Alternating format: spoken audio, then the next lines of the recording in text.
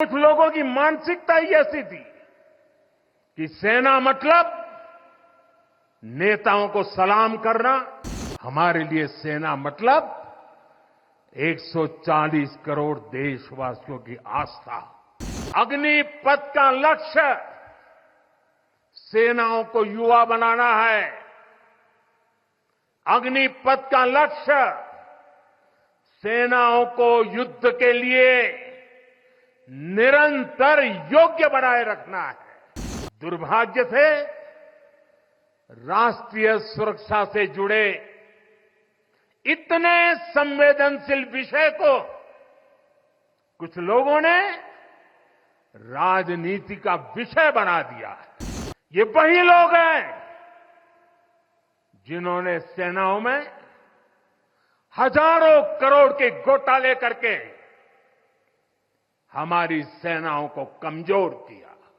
ये वही लोग हैं जो चाहते थे कि एयरफोर्स को कभी आधुनिक फाइटर जेट न मिल पाए।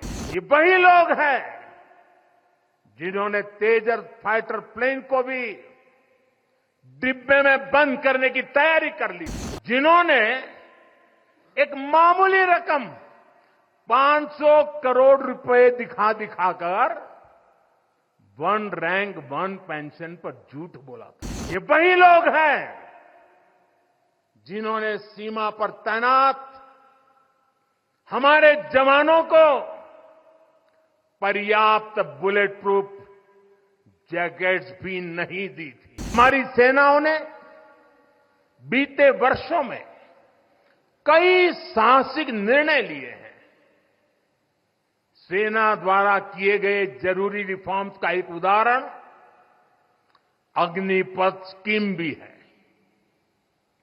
दशकों तक संसद से लेकर अनेक कमेटी तक में सेनाओं को युवा बनाने पर चर्चाएं होती रही है। भारत के सैनिकों की औसत आयु एवरेज एज ग्लोबल एवरेज से ज्यादा होना ये हम सबकी चिंता बढ़ाता रहा है। इसलिए ये विषय वर्षों तक अनेक कमिटियों में भी उठा,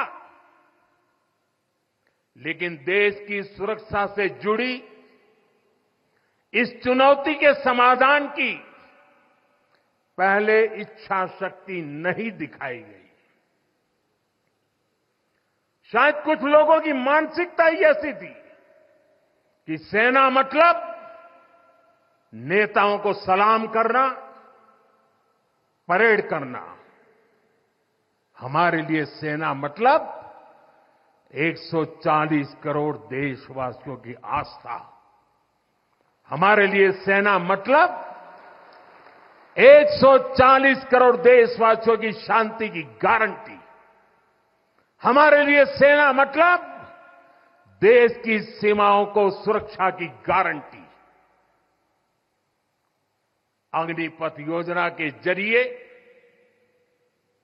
देश ने इस महत्वपूर्ण सपने को एड्रेस किया है। अग्निपथ का लक्ष्य सेनाओं को युवा बनाना है।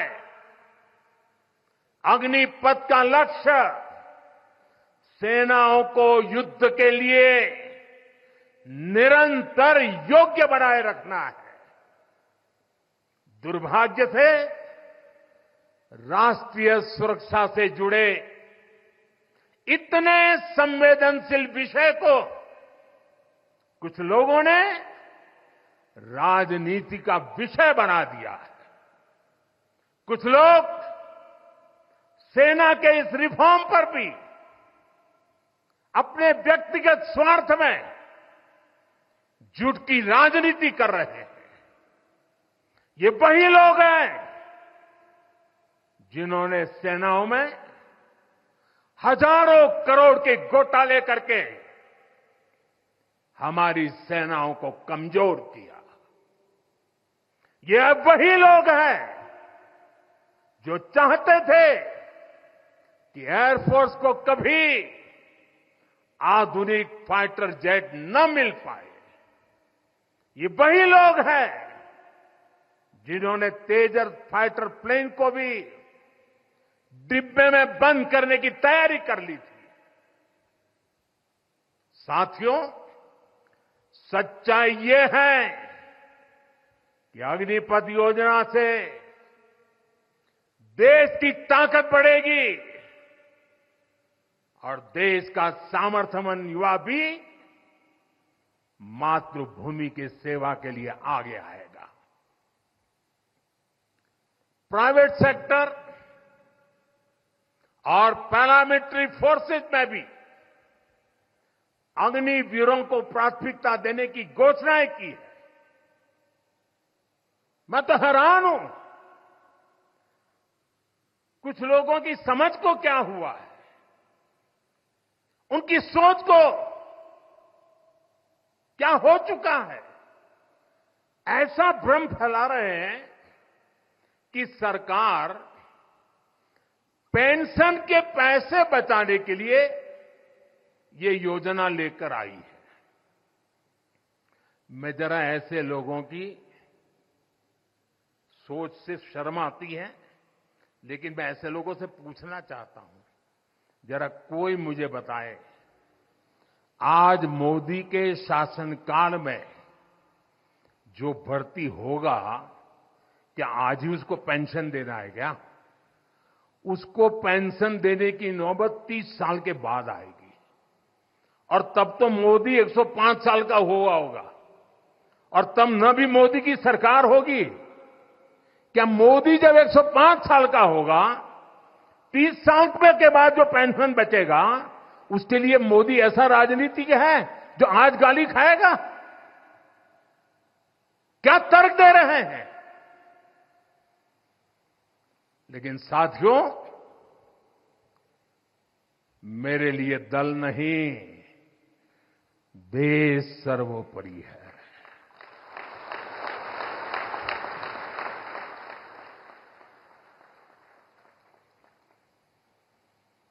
और साथियों, मैं आज गर्व से कहना चाहता हूं, सेनाओं द्वारा लिए गए इस फैसले का हमने सम्मान किया है।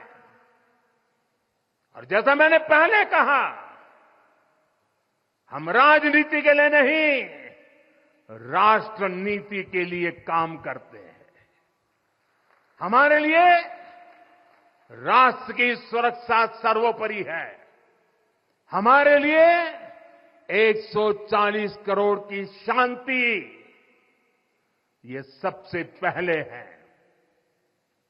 साथियों, जो लोग देश के युवाओं को गुमराह कर रहे हैं,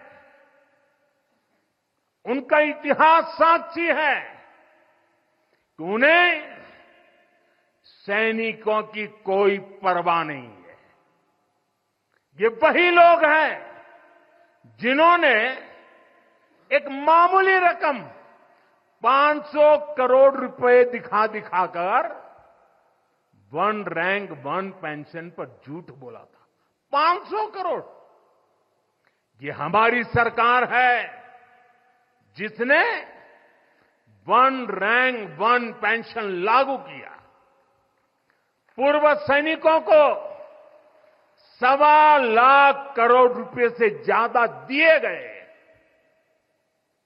अब कहां 500 करोड़, कहां 1.25 लाख करोड़। इतना झूठ और देश के जवानों की आंख में धूल झोंकने का पाप। ये वही लोग हैं जिन्होंने आजादी के 7 दशक बाद भी सेना की मांग होने के बावजूद भी, देश के वीर सैनिकों के परिवारों की मांग होने के बाद भी हमारे शहीदों के लिए वॉर मेमोरियल नहीं बनाया। टालते गए, कमिटियां बनाते गए, नक्शे दिखाते गए, ये वही लोग हैं जिन्होंने सीमा पर तैनात हमारे जवानों को पर्याप्त बुलेट प्रूफ जैकेट्स भी नहीं दी थी।